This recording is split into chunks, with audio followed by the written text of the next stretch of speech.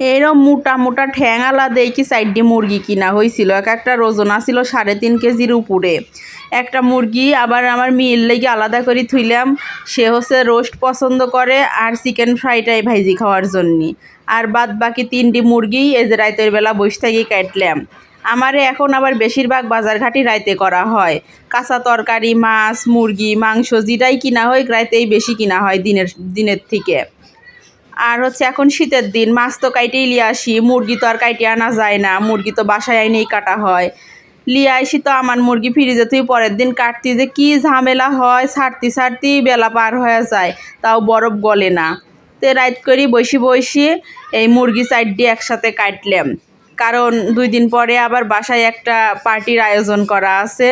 আমার মেয়ের জন্মদিন, সেই হলো মার্চ মাসে। আমার মেয়ে জন্মদিন করার জন্যই পাগল হয়ে গেছে যে তার এখনই জন্মদিন করা লাগবে। পরে বাজারঘাট লিয়ে আইসে এই যে মুরগি টুরগিগুনি রাইতেই কাটলাম, মাংসগুনি আলাদা করলাম, একবারে খান্ডা মাংস। আর এই যে পাও ঠ্যাং গিলে কলজে চামড়া এইগুনি আলাদা করে থইলাম। এগুনি তো আর ওই বিরিয়ানি রান্নার ভিতর দেওয়া যায় না, এইগুনি আলাদা করে থুইলাম। আর এই যে ফ্রেশ মাংস কাইটে আলাদা করে